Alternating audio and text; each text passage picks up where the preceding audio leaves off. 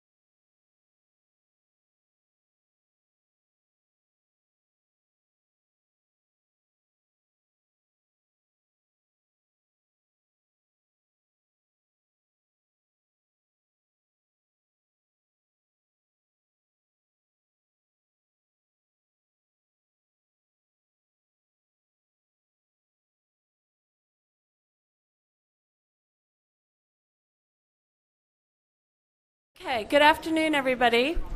We are 12:16, and but there's still a few people walking in.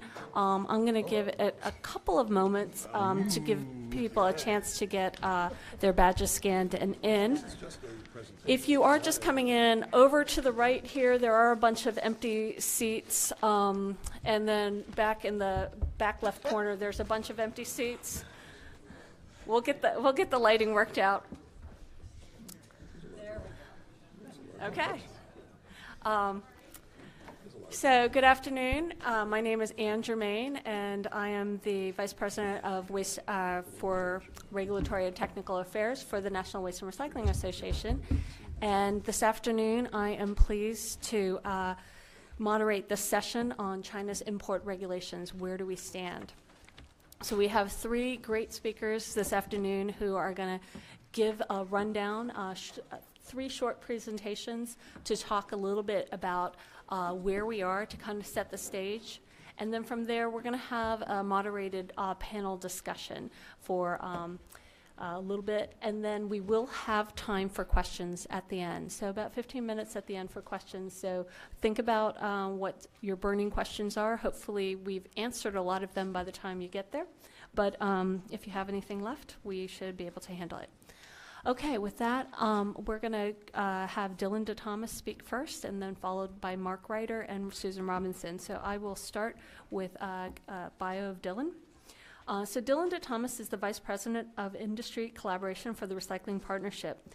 And there he works with the team to increase the quantity and quality of the curbside collected recyclables across the U.S., as well as working to boost the economic health of recycling. Prior to joining the partnership, he worked for Resource Recycling, Inc., for about a decade, directing and producing editorial content for 3 publications and 3 conferences covering various aspects of the recycling industry. So please join me in welcoming Dylan DeThomas.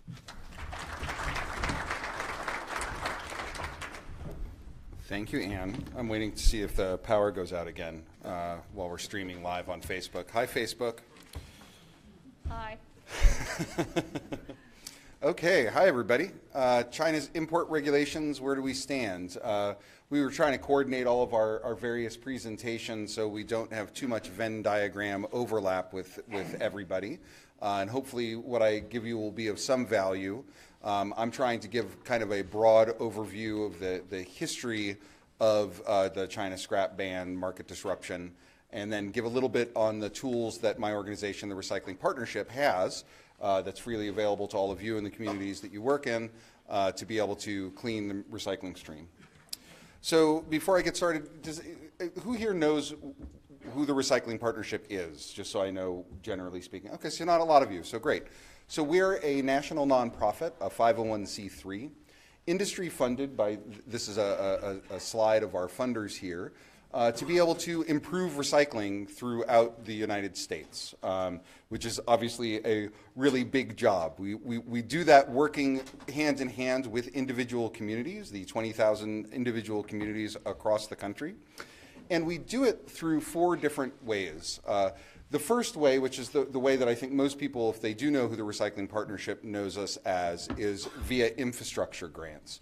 So we offer leveraged cart grants to communities that don't have recycling either at all or they're still in totes to be able to provide carts that go on the ground.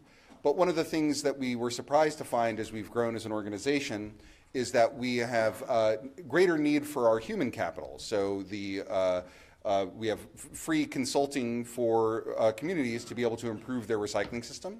And then we also bolster that by doing research and providing free tools, and then working across the system to be able to fix recycling. This is just a quick slide of the impacts that we've had. We've worked in almost 650 communities. We've impacted more than 33 million households and diverted 183,000 new tons of recyclable materials in the U.S. So, and if you have any questions about who we are or how you can work with us, I'll have my contact information at the end, and I'll also kind of get into some of what those free tools are.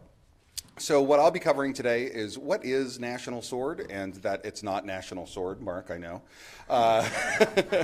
Where did it come from? What's happening around the U.S. a little bit? I'm going to just touch on briefly if there are any silver linings in the recycling industry, not really at the MRF level, but other aspects of the recycling industry, and then some tools to be able to help weather the storm. So we all saw this about a year ago. Last year, we started seeing the headlines everywhere that, China wants a war on foreign garbage, that China doesn't want our trash, and then it started getting some more clever headlines like recyclables might hit a Chinese wall, lots of wall puns, as we moved on. And then, of course, now that we're seeing the imports to China really plummet. But where did it all come from? I wanted to kind of take a little bit of a step back. I think a lot of times we start at looking at green fence, and I wanted to go back a decade previous to that.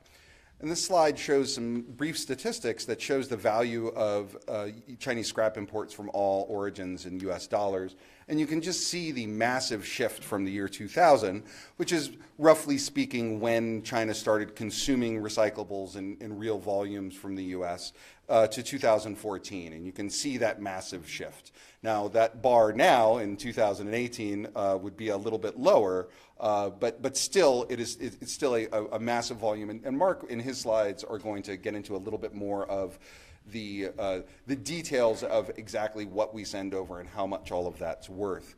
But I feel like it's important to talk about this because China wanted the materials that we were sending to them. They were consuming those materials and they were paying a premium for it. why did, I think a lot of the times when people are talking about China's scrap ban, we hear the phrase, which I agree with the phrase, is that, China doesn't want our trash, and we shouldn't send our trash to China. But it didn't start with us just sending bales of municipal solid waste. It started by sending materials over there from MRFs. And, what are MRFs? MRFs are manufacturing facilities that are manufacturing commodities that are consumed by the open market. A lot of the MRFs on the West Coast started seeing a signal almost 2 decades ago that they would be able to move those materials at an equal or a higher value, but at lower quality. And because there is no regulation that is going to communicate what goes into a MRF or goes out of a MRF, broadly speaking, when you're talking macroeconomic terms, that made sense. And so the materials got dirtier because the people who were buying it were willing to take them dirtier.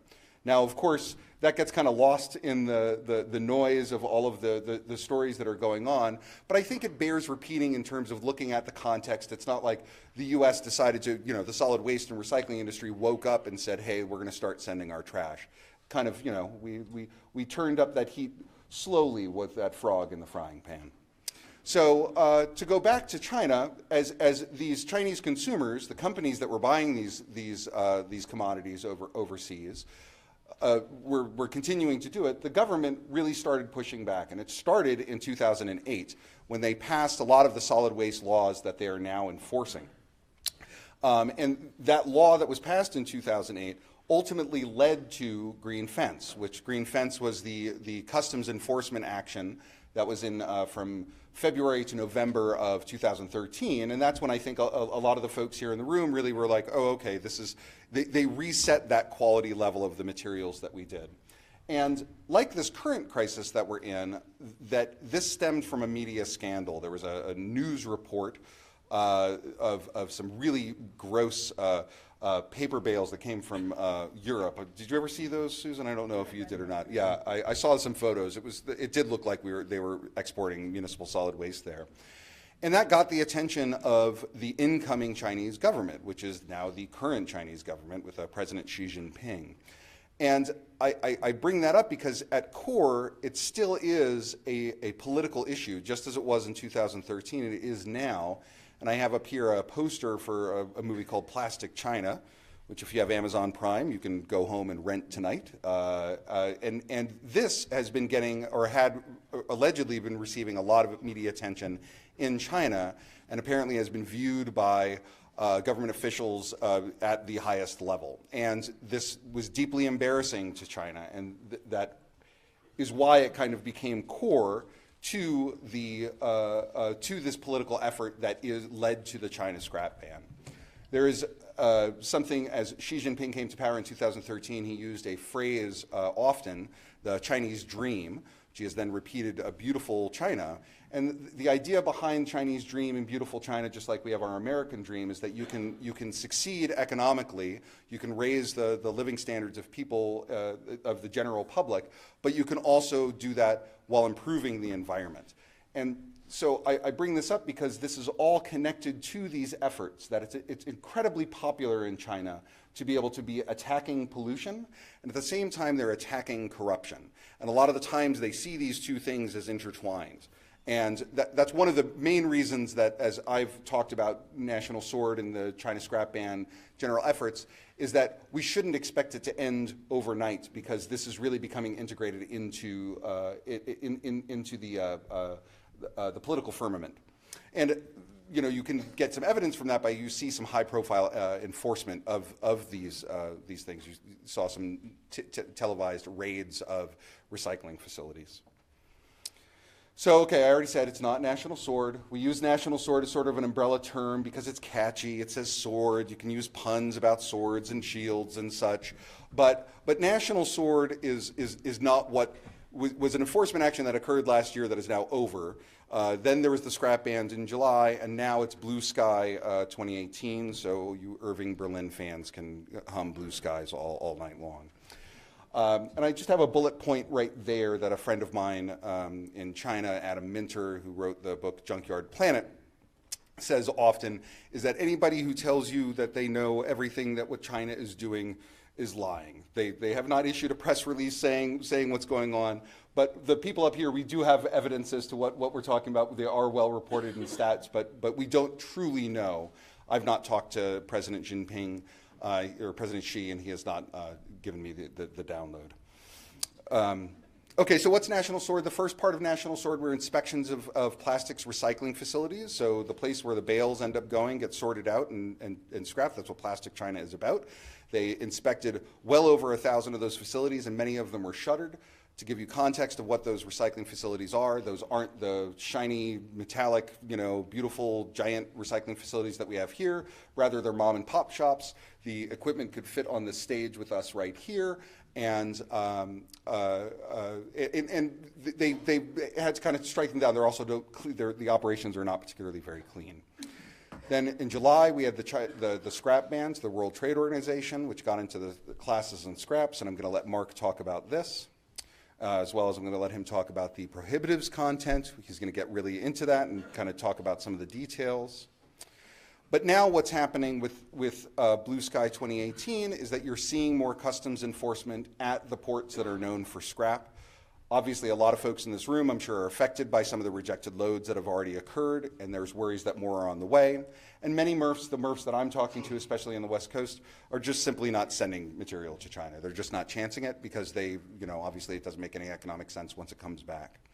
And one piece of evidence that shows to that last week at the ISRI convention during their paper session, they were talking, there were statistics that they're not even exporting to the level of the import licenses that have been issued.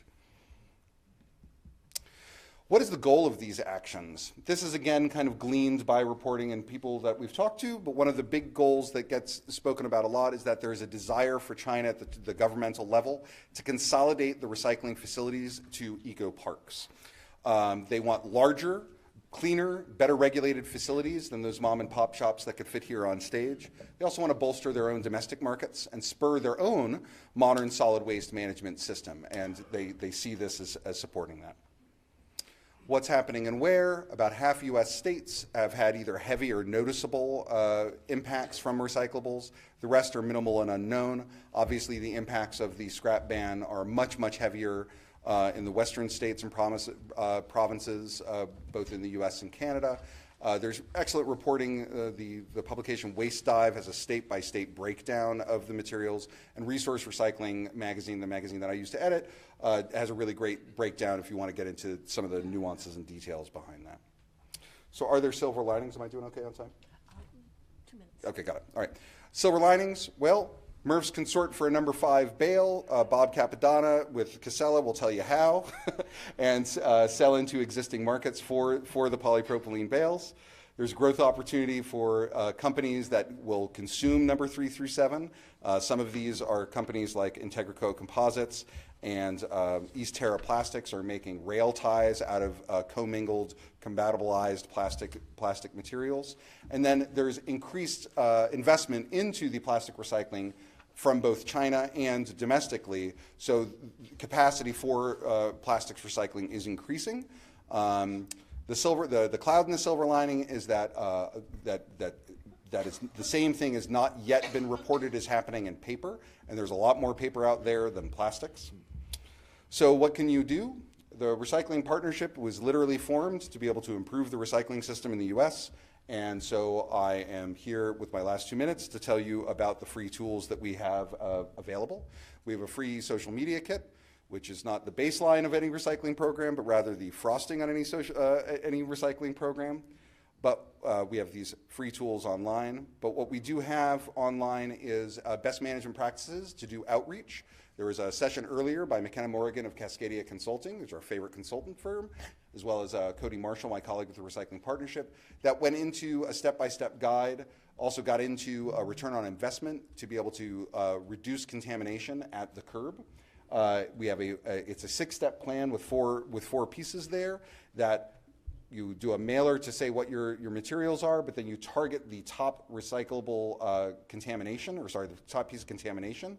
And in doing that, we tested it. I'm flying through these slides. You see photos. And we tested it in the city of Atlanta, the city of Chicago, and the city of Denver. And in Atlanta, you can see we had some pretty gaudy results where we saw overall contamination decrease by 57%. And of the targeted material, which we were going after, which was bagged recyclables, we saw that decrease 62%. And then I have a slide that has a little bit more nuance and detail in that you'll be able to get after this presentation. And again, I'm going to say our tools are freely available at recyclingpartnership.org. Our contact information, you can reach out to us. If you're working with a community that's struggling with contamination, have them contact us, and we would be honored and happy to be able to help them improve. And then this is the gift that is hypnotizing all of you of what the takeaways should be. You should convene the players in whatever your local community or region is. You should clean your stream. Again, there's a positive ROI, and I told you about the free tools and assistance. Support market development in your community. There's a lot of Western states that are working on recycled market development. Please come to those meetings and help support that. And then the key is to communicate clearly and cleanly with your community. When in doubt, tell them to find it out, whether it belongs in the cart. And with that, I thank you.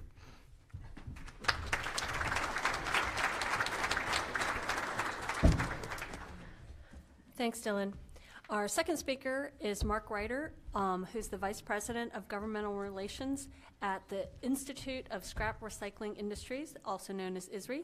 He has worked on political campaigns throughout the country and has served as a senior staff member of the Senate Committee on Environment and Public Works.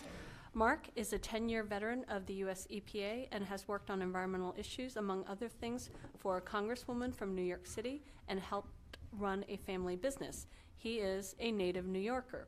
Please welcome Mark Reiter.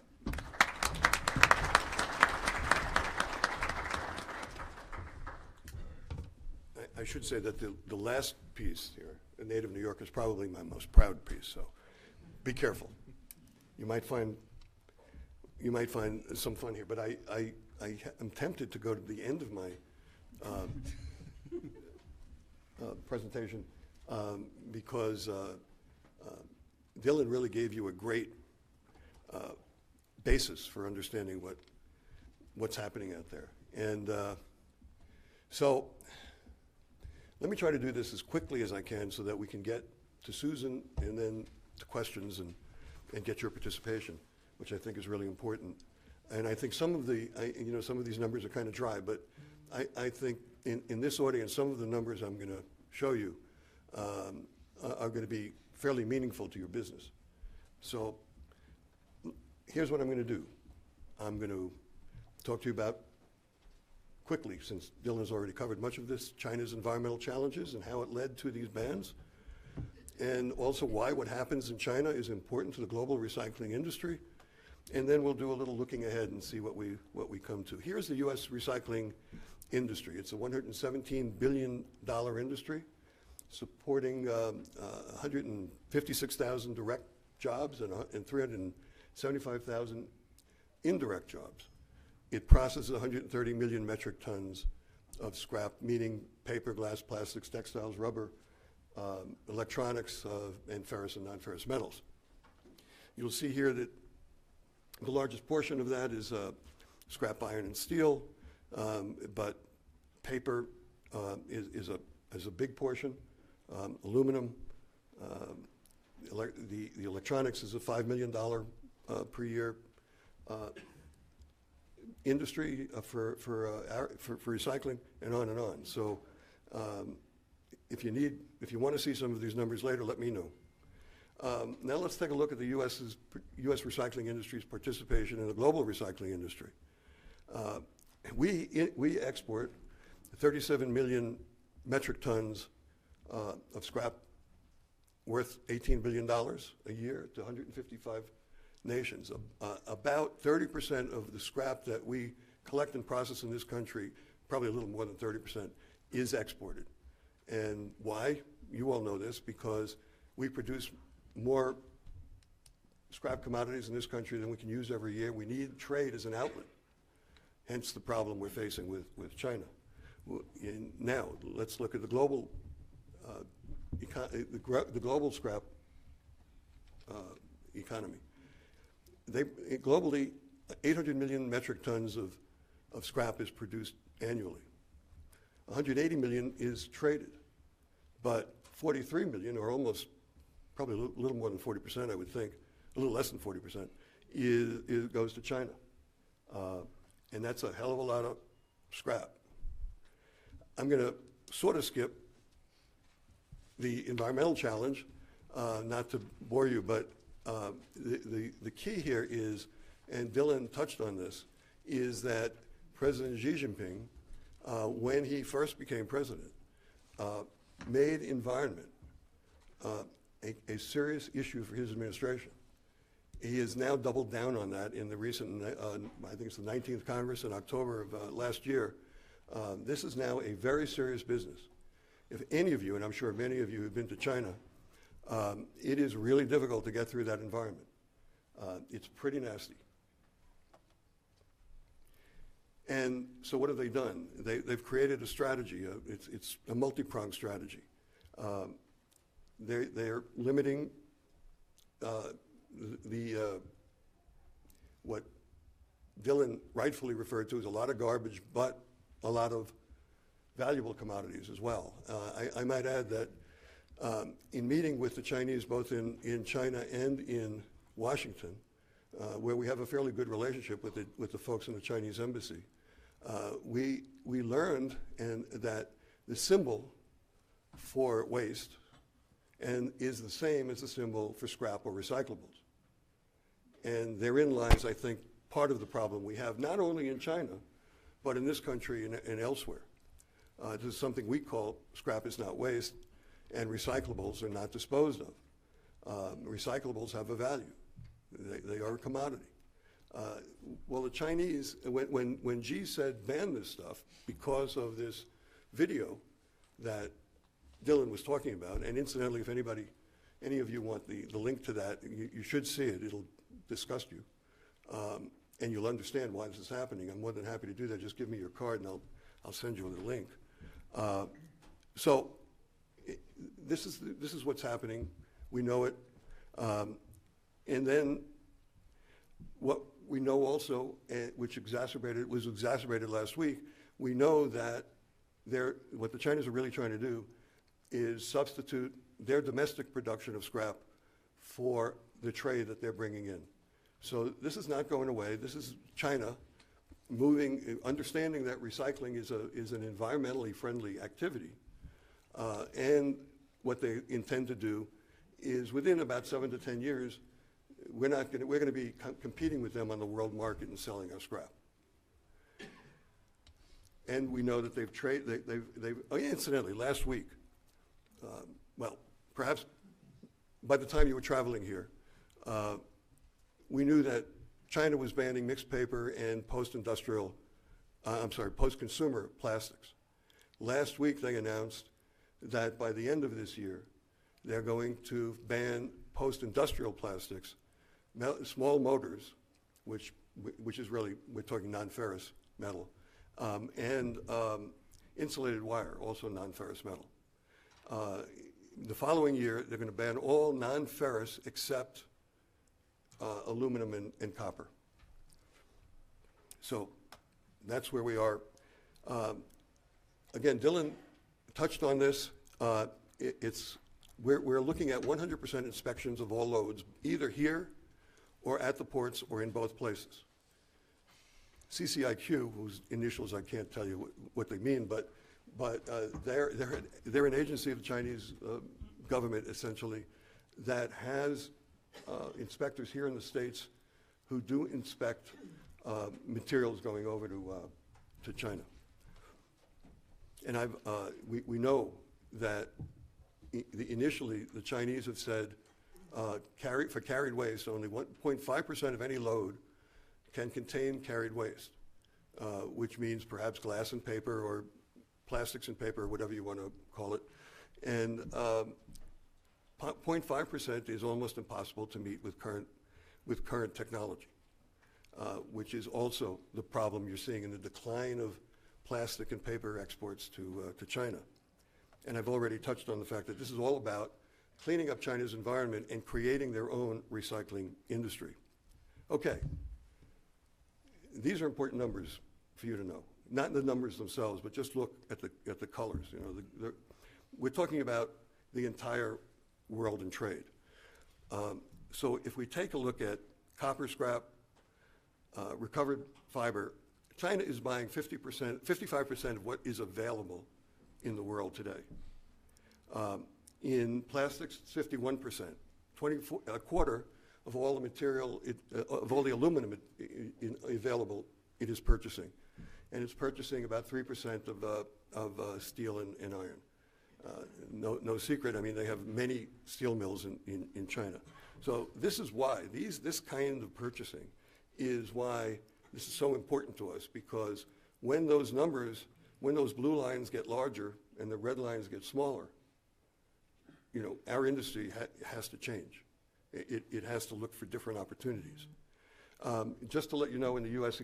recycling industry for 2017 over 2016, despite the ban, we had an increase of 8.6% dollar value of scrap exports, and that is independent of the decline in sales to China of paper and plastic.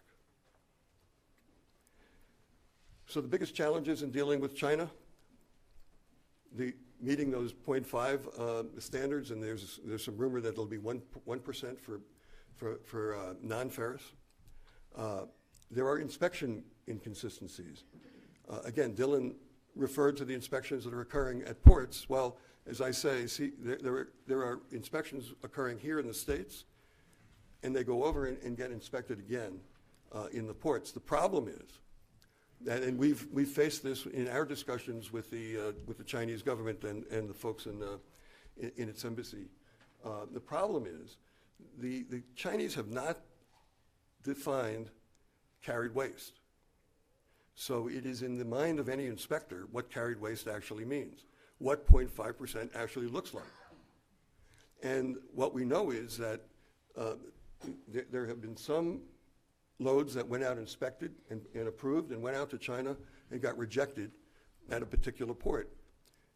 There are different ports that will inspect the same load differently. There are officials who don't really understand, as what I said.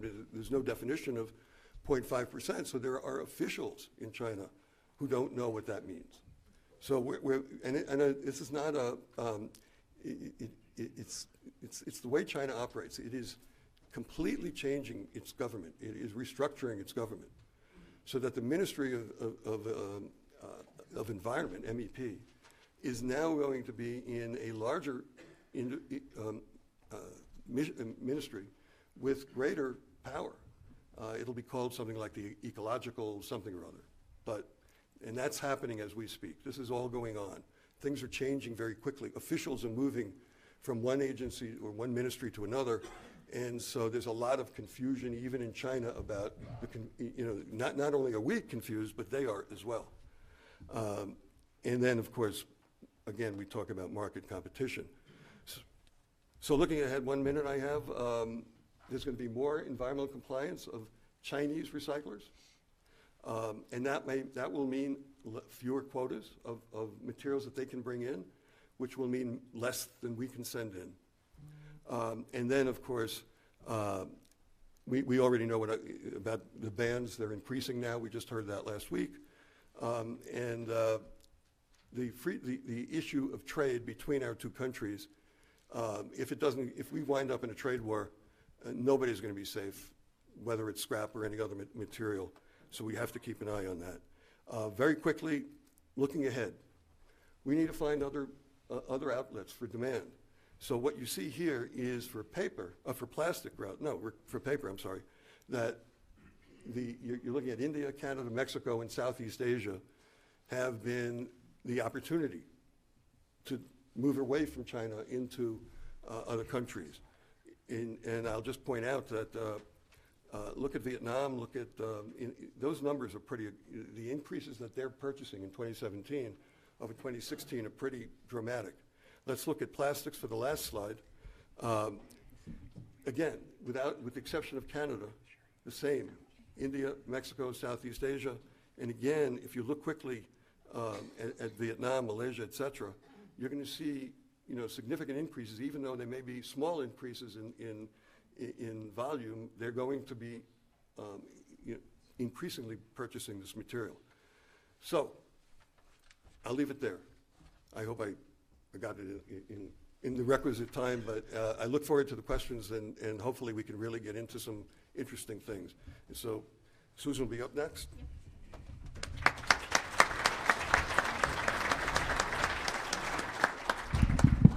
Thank you. So our last speaker is Susan Robinson, who's the Public Affairs Director for Waste Management. She has worked in the environmental industry for over 30 years in roles that span the public sector, nonprofit consultancy, and over 20 years in the private sector.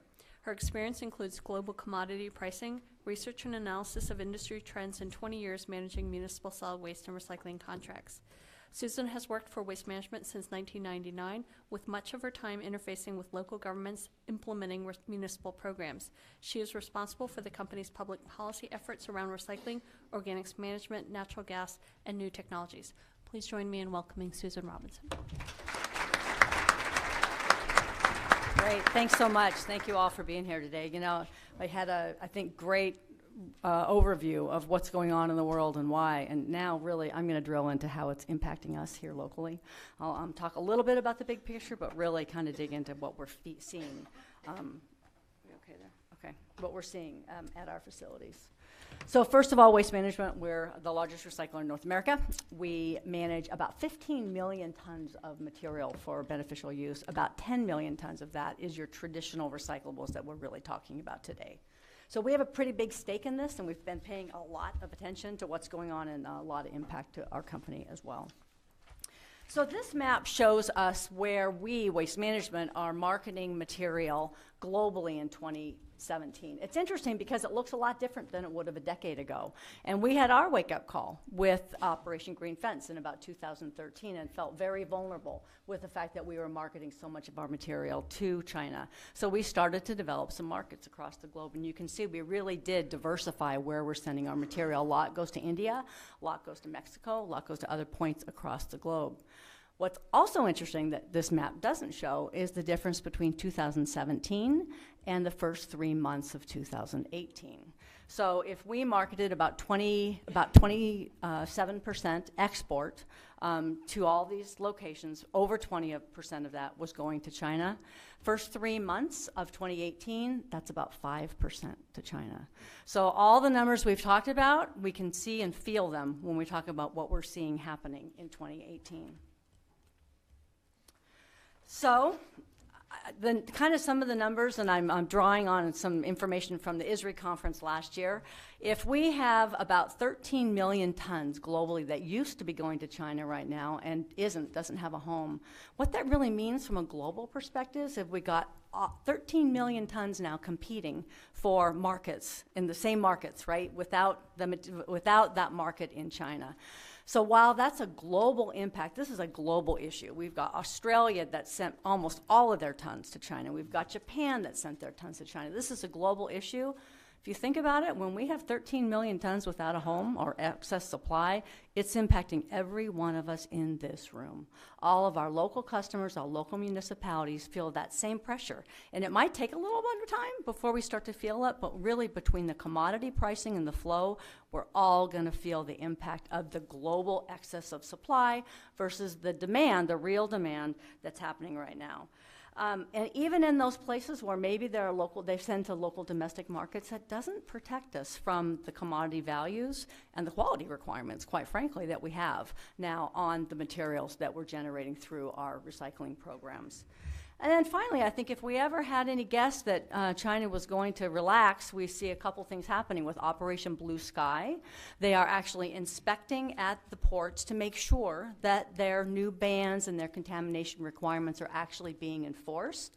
And what that means is that buyers in China are really afraid to buy material because they're afraid that it's going to be turned back when it gets to the ports. So really, it's very hard to get good orders to go into China because there's a real concern of that material being rejected once it gets there, which is extremely expensive. And you can kind of see where this is going. I borrowed this slide from Bill Moore and Moore Associates. This looks at China's expectation for their own collection and recycling programs in the past and in the future. You can see those upper blue lines are the tons that they're collecting in their own curbside programs and their projections through 2021. And you can see the lower green lines are their expectations for what they will be importing. So you can see that direct relationship there, which marries up with the statement that we've heard that they expect to stop importing material by 2021. And I think that increased ban last week is just one more data point for us to remember that we have to take this seriously. We can't assume something other than the fact of China continuing to constrict the tons that are going into the country. So back in the US, let's talk a little bit about what's going on here, okay? 2018, excuse me, we have a lot of single stream programs. And it's funny because every time we talk about what's going on, we seem to go straight to single stream. And we talk about single stream being such a part of the problem.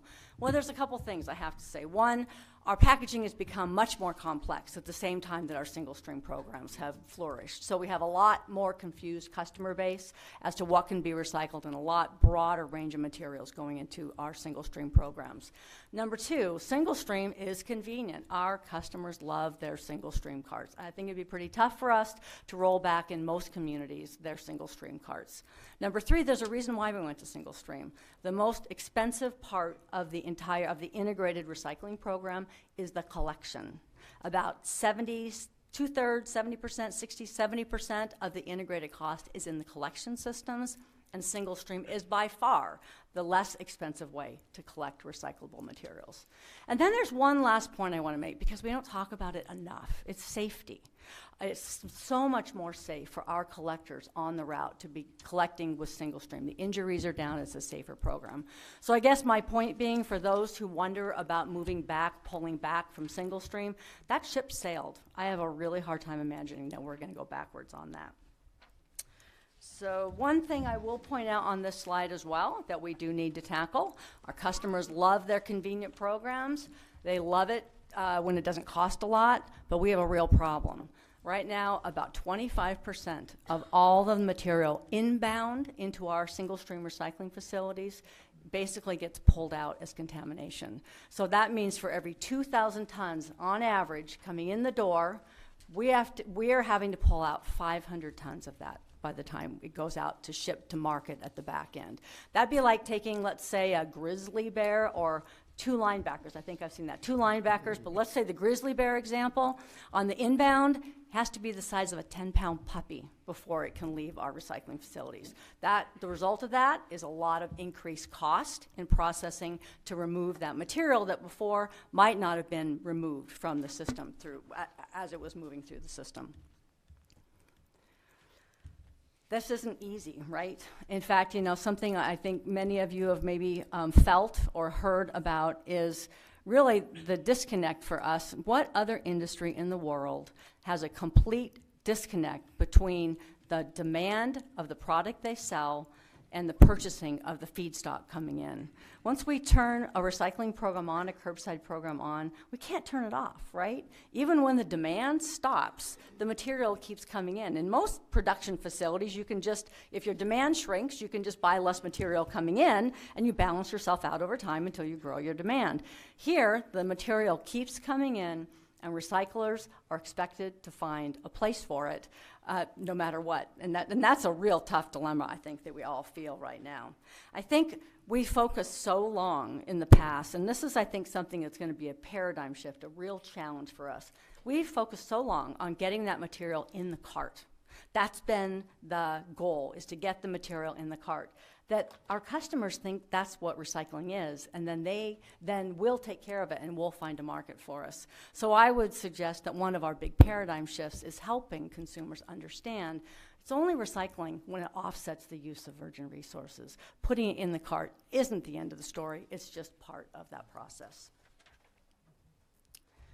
And I think I'll talk about this a little bit in context. It really kind of continues to set the story as to what's going on. These are actually the 10 million tons-ish that we manage at our facility. This is in our sustainability report, not proprietary information. And we've looked at, I don't know if you can, the slide isn't really, well, actually, this will work just fine. We, about 80% of the material we manage, there are a few slices of the pie that aren't showing up for some reason on the color, I think, here. But I think I can convey the message here. About 80% of the material that we market overall is paper. We hear stories about plastic being a problem, but that little sliver, the blue sliver there, is the plastic that we're managing. It's about 5% of the material through our recycling facilities. And if you look on the right, that blows up that plastic slice, and you can see the vast majority of it is HDPE and PET, which we have good markets for. In fact, 90% of our plastic material goes to domestic markets. We've done a really good job of managing the bulk of that material to domestic markets. But that 80% of the paper is really what we're talking about as the problem right now, as we've seen that constriction due to China's policies. And in fact, let's look at that. This is actually from the Seattle Times, an article that was in the paper about a month ago, I think. And it highlighted what's gone on with the commodity pricing for mixed paper, which is a really large portion of the single stream mix that we're collecting and processing in our recycling facilities. Look at that up there, in mid-2016, we were at like $97 a ton, down to a month ago about $5 a ton. And in fact, I would argue that we are in some cases at negative dollars in terms of moving mixed paper. So we have a pretty big problem when it comes to paper and the commodity prices, and then you combine that with the quality.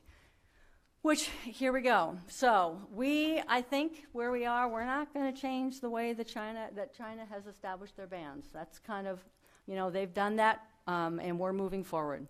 We're not going to change the fact that they're closing those mills, those smaller mills that we heard about earlier.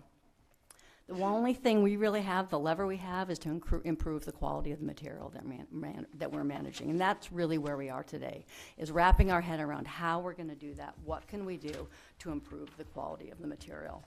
There's a direct relationship between inbound and outbound. We have a couple of our facilities that do a pretty good job on the inbound.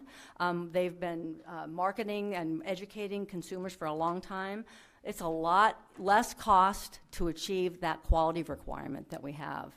But when we have all of these different kinds of extremely costly materials coming in on the inbound, the increased cost to process in order to be able to market that material to the new quality specifications is really significant. And that really is one of the areas that we must be focusing on. We're doing everything we can, working with stakeholders, working with our municipal customers, working with industry, working with our commercial customers to really help folks understand how to recycle the right thing. And I think that's really a key area of focus for us in every way that we can, is looking at this as a partnership and realizing we need to be working together for sustainable programs in the future. So just to summarize here, have I said it yet? Quality is really important. Quality, quality, quality, something we really need to be working on. This is the new normal, I would argue. We need to work collaboratively across with all of the stakeholders that we are engaged with. I encourage local haulers, local recyclers, local municipalities to work together to look for solutions to this. Looking for the silver lining, and I really think there is one here. I'm going to dig deep looking for the silver lining. I hope we can use this opportunity to remind consumers why we recycle in the first place. It's not to divert the material and just put it in the cart. It's to create a valuable product with a value that offsets the use of virgin resources. So I hope that we can look to create those programs and prioritize those activities for the greatest environmental good for the long run. And that's how we'll have a better, sustainable solution down the road. Thank you very much.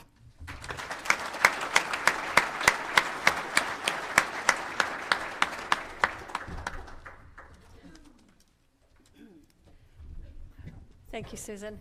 Okay, so I'm gonna take the opportunity to ask a couple of questions of our speakers, and then we'll open it up to the rest of you. So first off, Mark. That's scary. Is this a crisis? We've heard that word thrown around, but are we there yet, or is it just a market adjustment? Well, it's certainly a market adjustment. Look, right now, the policies certainly create significant challenges for particularly the paper and plastic media. But the effects of this situation really will depend on where we go from here. You know, what demand we find, what kind of recycling technologies we deploy, what kind of other markets like Southeast Asia can we find, and that's still, you know, to be considered. So, assuming that's the case and we find additional markets, I mean, we've kind of seen this before where we go through some cycles. And so, Dylan, you know, is this just kind of part of the normal cycle that we've been through before, where every 10 years we go through some ups and downs with some of the commodity pricing? Yeah, I think it's a little of both. You know, I was just talking to my pal Chaz Miller from NWRA, formerly of National Waste and Recycling Association, and you know, he often hammers that piece that we are just in just another down cycle. You know, nobody in 2008 was really excited when, you know, bales were being left on docks during the global economic crisis. But I think that said, this is a longer term piece than certainly what most of the folks that I talked to thought it was going to be as it kind of heated up in September, October of last year. And even now, we just don't necessarily see the end point. But, you know, down cycles always feel bad when you're in them because they're down. So, you know, I think a little bit of both. Susan's going to comment now, too. Wait till you ask the question.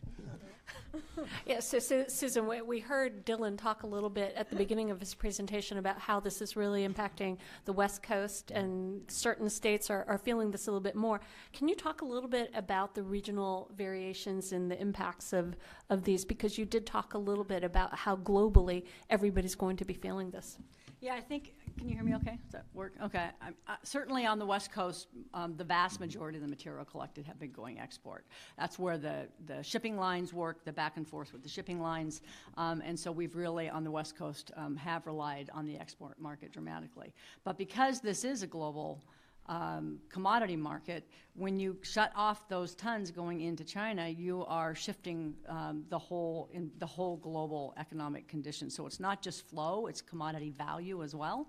And so really we're seeing throughout the country, you're seeing just this depressed commodity pricing, which really impacts then the programs that we've got from the municipalities to the recyclers. It's an impact that we're all feeling. So Mark, you talked a little bit about additional materials being added. So we've got some materials that are added for 2018, 2019. Is that it? Are we done? I don't have that crystal ball available. I think I left it in my hotel room, but who knows? I mean, it really depends on what China's needs are in getting to being independent with regard to scrap, and then to be proactive in the export market itself. And I don't know, to be honest with you, I don't know enough about China's overall economy to predict what might happen, but we need to keep our eye on what it needs, what China needs, and we'll understand this over probably a year's time or less, what China will need to be completely independent of global scrap. And Susan, you know, one of the things that, you know, we've really been focused on commodity pricing and market availability, but it seems like there's also other issues that are coming into play. Can you talk a little bit about some of the transportation issues or freight issues that people might not be as familiar with? Yeah, and I'm going to bet there are probably some folks in the room that are feeling this much more than I can speak to it. But certainly, you think about why we've shipped recyclables to China. They have grown their GDP. They make product that they ship back to us. It's been a great relationship. We are a backhaul to China for material, and then they ship finished goods to us in the packaging that they've created from that material. So now what you see is material moving different places across the country, or not moving to China at all, or different places across the globe. We've completely disrupted this great symbiotic relationship that we've had for years. So not only is it the actual just flow back and forth at the cost is much higher because you're not a backhaul necessarily as we were before. And it's moving to places that we haven't shipped before in the same volume that we've shipped before without that product coming back to us. So it's really disrupted an entire transportation, both domestically with movement of tons, as well as internationally with movement of shipping containers. Thank you. And Dylan, so you've talked about some of the tools that are available to focus on contamination. What should the general messaging be? You know, it seems like there's a lot of people that, I mean, obviously we have a lot of people in this room, and I think they're pretty familiar with it. But I think, you know, when talking to the general public, I still run across people that aren't aware of anything. The Washington Post just ran an article in the last week about 5 myths of recycling, and one of them was, do you have to really clean your material, or can you just throw it in there? And it said, just throw it in there. Yeah, I saw that too. I was a little disappointed. I mean, I think this is a point in time because we are seeing stories written in the Washington Post and the Seattle Times, just the two that were cited up here, and a lot others, that I think we're in a really good opportunity, public relations opportunity, to be able to communicate about recycling and to have people recycle properly, you know, when they don't know what goes in the cart, to find out what goes in the cart. You know, I mean, the recycling industry, the modern recycling industry, was largely, you know, born from a PR crisis, from the Mobro 4000, the garbage barge. Those of you who are old enough to remember the garbage barge going up and down the East Coast trying to find a home for New York's trash. And that, you know, I mean, it did end up communicating that we have something of a landfill crisis, which of course does not exist, largely speaking in the U.S., but it did birth the modern recycling system, and I feel like we have a similar opportunity here to clean the modern recycling system, to be able to tell people to participate, but make sure that we're participating in the right way. Could I just add to that too? And I think we have an opportunity to help people, again, understand why we're recycling. It's not because we have a landfill crisis. It's because recyclables create a valuable commodity in the manufacturing industry. Thus, we need to be focusing on those impacts and on those materials. I think about it a lot that, you know, we pick up recyclables at the curb, we incur cost, and we incur environmental impacts. We process them materials, we incur cost, we incur environmental impact. It's not until we sell those materials for a value, and not until they're made into a product offsetting virgin resources do we see any economic or environmental benefit at all. And that's really where the benefit is. And so I think we have a great opportunity to re-educate the consumer about why we recycle, because I think we missed the mark when we focused on the Mobro. You know, 20 years ago, we completely lost sight of the reason why we do this important environmental activity.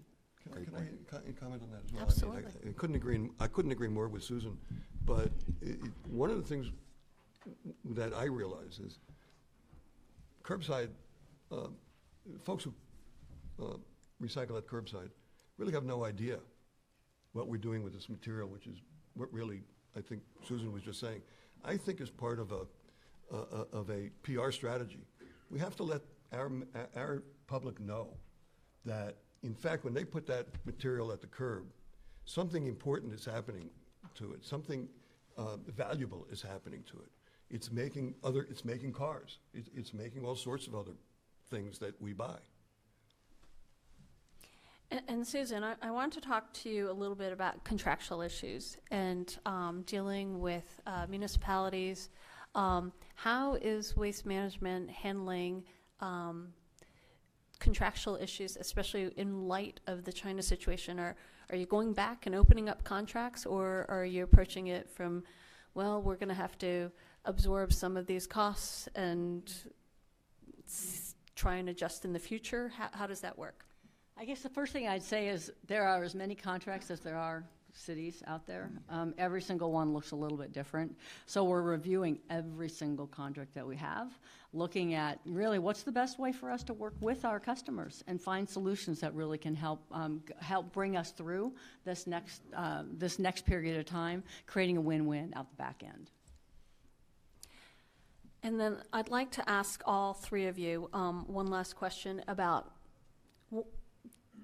I know Mark said he didn't have his crystal ball, but, one of the things that, in whitewater rafting, they say, practice aggressive self-rescue, don't wait for us to come rescue you. So in practicing aggressive self-rescue, what should the industry be doing? We'll start this way. Okay, then.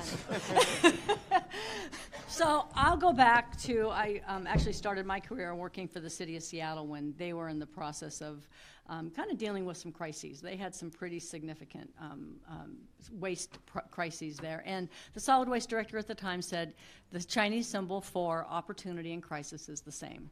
So I look at that and I say, there is opportunity in this, and it's up to us to find the silver linings and find the ways that we can work collaboratively, perhaps come up with more sustainable programs, maybe have better goals that really do, in fact, represent what we're really looking to, which is that broader environmental benefit, and work as partners with our cities, our regulators, our customers, really.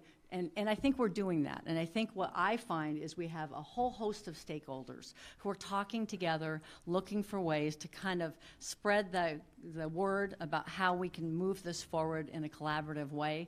And that's the only way we're going to see, I think, success at the back end.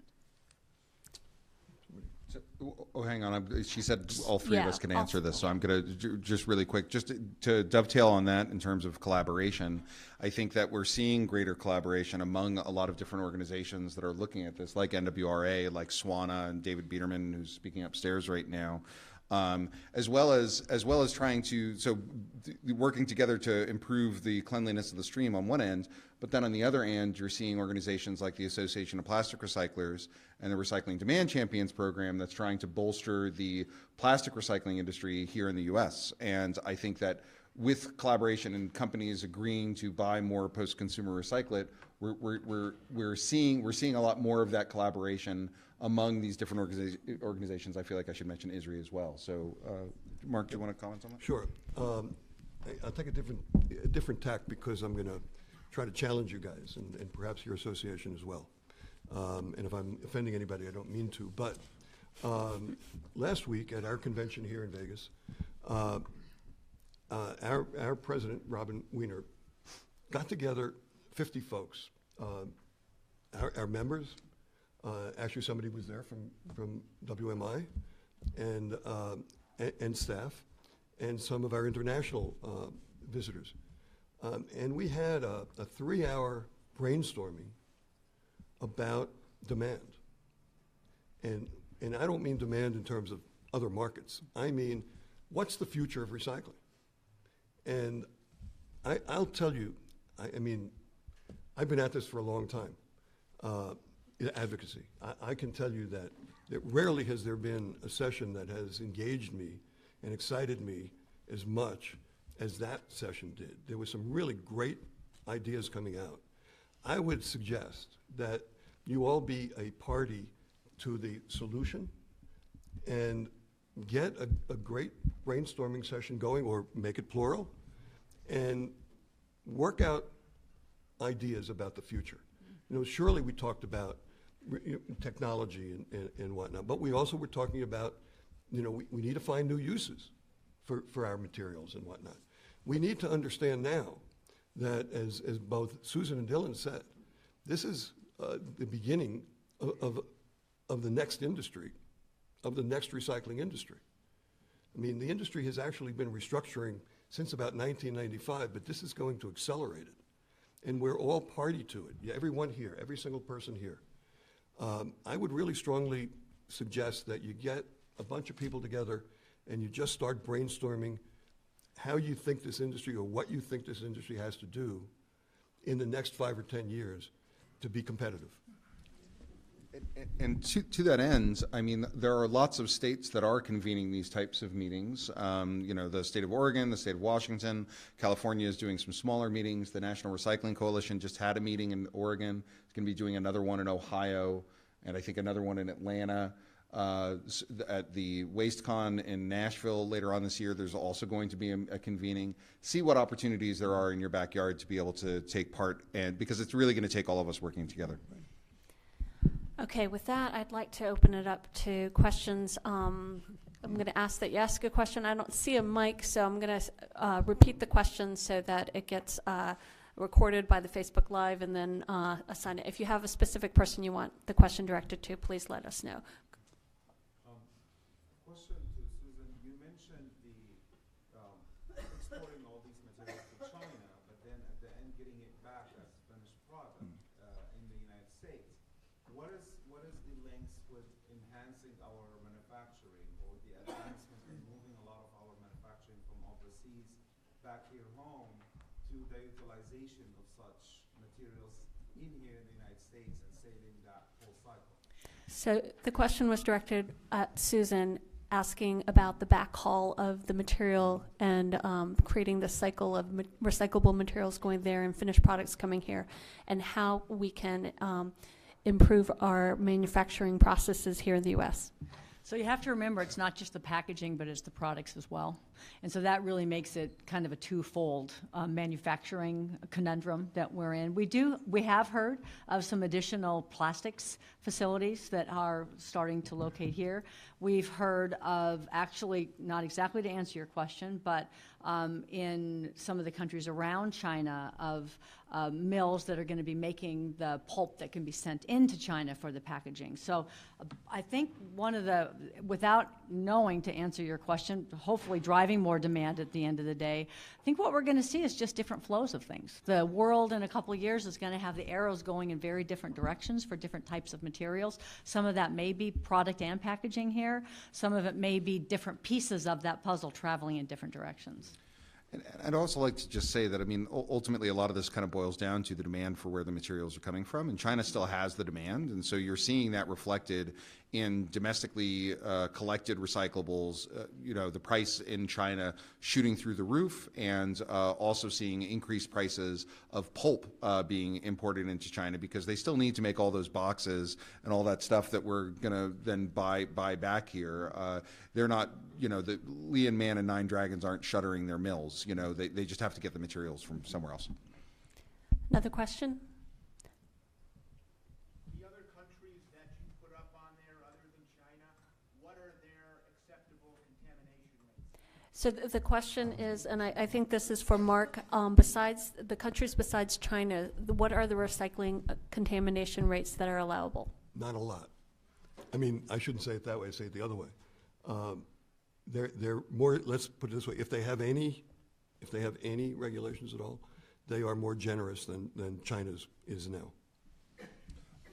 And But I'd like to just add to that one of the things that ISRI President Robin Wiener has said from her various trade missions overseas is that a lot of these countries in Southeast Asia are looking to China as a model, that this prohibitives list and the shutting down of materials coming in as a way that they want to look at their materials flowing in. So just to clarify. As an addendum to that, I just wanted to let you know, this is not an advertisement, but as long as I've been with ISRI, we've been back and forth to China and Asian nations, but never before has our travel back to China, back and forth, been so accelerated. And in fact, today, I'm actually sitting in for somebody on my team, Adina Adler, who is an amazing resource. And Adina, along with Robin Wiener, have just landed in China for meetings with, and this is just after our convention, I might add, for meetings with our counterparts in China, as well as with, or hopefully with government officials in Beijing, in order to bring back more intelligence and more intelligence. And if you don't know this yet, I mean, in order to do business in China, you have to develop a trust relationship, which means you can't go there in one-off a meeting. You just have to keep going back until they decide you're trustworthy. I saw a question over here. We keep looking to China and to export to some other areas in South and other parts of the world, but finally, we have a problem here regarding the way of doing this business in the last years. And we try to look only to the consumer, to the citizen, which is dealing with his way of generation. But we have some missing puzzles into this one. And I think to correlate with the consumption, and maybe we should analyze more the producer responsibility and how to integrate more and more stakeholders which have a huge impact, not only on the waste, but especially on the product. We still design things course. that we cannot recycle, or it's very difficult to collect or to manage it with this one. So, of course, for the short term, this is the solution to find another market. Let me take that. Which are the solutions for the long term in order to create a more sustainable system on waste, not only regarding the price of commodities and such stuff. Okay, so the question, and I'll leave it up to you guys who wants to tackle it, is besides trying to handle the material at the end, what is the responsibility for the producers? What is the responsibilities for the generators in designing packaging or making sure that their packaging is designed to be recycled? I think there's a growing amount of effort on that loop, and we look at the How to Recycle label with the Green Blue Sustainable Packaging Coalition, which is a great resource for helping to educate and drive that design for recyclability. I will add, there's a lot of effort in the U.S. to bring manufacturers and brands on board to really understand how to recycle, to pull the demand, et cetera.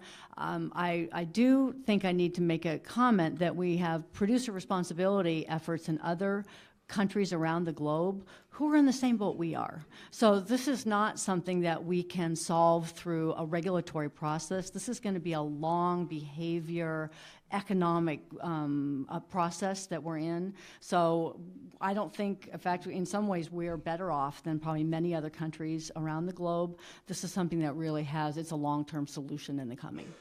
Yeah, and I just wanted to echo that shout out to the How to Recycle label. The Recycling Partnership actually has a formal relationship with the Sustainable Packaging Coalition called Asterisk, Applying Systems Thinking to Recycling.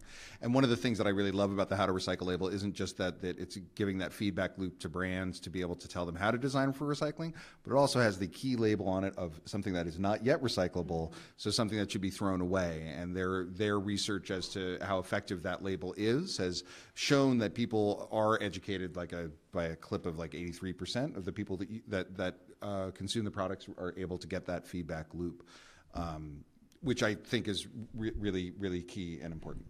And if I might, just very quickly, ISRI has a program called Design for Recycling, or DFR. And it is a program which attempts to work with manufacturers to design their materials so that they can be recycled and without impediments, without hazardous materials and whatnot. And we've just given an award to Dell for some laptops they've just competed with. It's a competition each year we have, and I think that competition has actually helped raise the notice in industry of our Design for Recycling program, because we're getting more contestants participating. One last thing, and this is the scary part. Again, at the Consumer Electronic Show, the largest show in Vegas every year, one of my team, Billy Johnson, who is actually our chief lobbyist, comes here and takes a look at what's happening, because we need to talk to our members and say, look, down the road, this is what's happening. So 2 years ago, he came back and talked about this 100-inch Samsung screen that was 1/16 of an inch thick. And if anybody here thinks that can be recycled, forget about it. And we're seeing other things. This year he came back, talking about some other things that are happening in automobiles and whatnot. And so we need to keep an eye on industry. I'd love to have a 100-inch television that is 1/16 of an inch long on my wall, but I wouldn't do it if I knew it couldn't possibly be recycled at the end. And I just wanted to, speaking of producer responsibility, one of the things that I feel like we are funded by, almost 40 brands and packaging producers and such. And really what we are is a voluntary producer responsibility organization where we're funded to improve the recycling system in the way that we do. I know that in Europe and Canada, there are more extended producer responsibility, which are, regulated and mandated. But the U.S. has not really shown an appetite for that sort of thing. So the existence of me being on, well, not of me being on stage, that was my parents, but of the organization being on stage really is because they feel a responsibility for these materials and they're supporting the recycling of them. One last question, Joe. Yes, I'd like to talk about what this gentleman just said about the thin wire. Now, we started recycling in 1980, and it was a triple screen, then we went to dual screen, and we sold anything in between the screens. As time went on, and we were mandated to leave the cities, to be mandated the garbage company, that we had to take the responsibility of recycling all this, but nobody took the responsibility of the people that made materials that can't be recycled. And those are the people that should be mandated in the first place. Now, there's probably at least 50 to 75 items in the can that are made out of plastic that we can do nothing with. In addition to that, as time went on, the newspaper that was weighing maybe 3 newspapers that you get daily that maybe weighed 3-4 pounds, they probably weigh half a pound today. Glass is half the weight that it used to be. So are the steel cans and the aluminum cans. And in addition to that, we've got these people that say we've got to go to zero waste. That really put the pressure on the garbage companies now, because now everybody's got a 20-gallon can. Instead of 3 cans, we went to 2 cans to 1 can, now 20. Now when that thing's full, they put it into the recycling bin. I can't blame the Chinese for accepting that fact. Why should they? It's we the people, but it's also other people that are making products that we can't recycle, and it falls back on the guys that collect the stuff. Now, that's what the issue is to me. That's how you've got to figure out how to clean that up. And it's going to take re-education. That's true. And I'll be dual stream forever. Forever. Good for you.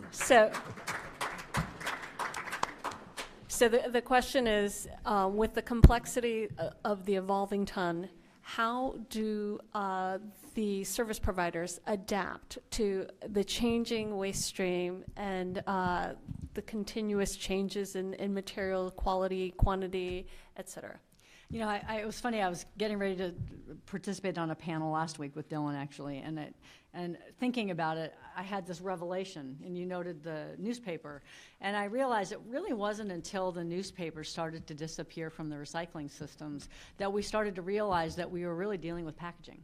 That, previously it was newspaper and paper, so we just didn't think about it. And so really it's only been in the last decade that we've realized that curbside recycling programs are dealing with packaging. So we started reaching out about 6 years ago, Waste Management did, to the packaging industry and working with them to try to understand what changes they were making and what they could see down the future. And one of the first things we note is that they change really fast. That's an industry that changes and evolves really, really fast. So I think one of the challenges for us is going to be is to understand how we make sure that we're recycling those materials that have a good environmental value, that it makes sense to recycle, as opposed to everything boil the ocean, but let's tackle those things that have the environmental benefit, prioritize those that we can recycle economically and have an environmental benefit, and then that we keep tabs on new technologies and things that we can do. Some of those new packaging ideas actually have a better environmental solution because they use less resources in manufacturing those packages. It's really complex. There's not an easy yes-no answer, but I think part of it, again, is we're watching it, we're listening, the packaging industry now is looking at the recycling industry, so it's a continuum of dialogue happening that didn't happen even a decade ago. I would suggest that we weren't really having that understanding of how the relationship between packaging and recycling. And so given that, not an easy answer because we are an infrastructure-heavy system, and you can't just turn on and off the consumer to do things differently. We need to be consistent in our messaging with consumers, which is now, right now, which is why right now, given I think the technology that we have and the markets we have, we need to focus on those materials that have the best environmental impact and the best economic value to our consumers. And with that, If I might just punctuate what Susan just said, in that brainstorming session that I was telling you about, not the only, but the most significant problem cited was packaging. And when you have a bunch of experts like that in the room, and the number one thing that they were pointing at is we have to do something about packaging with regard to recycling. and with that, we are out of time. If you have any additional questions, please feel free to come up and speak to our speakers, but let's give them one last round of applause. Thank you. Yes, I enjoyed it.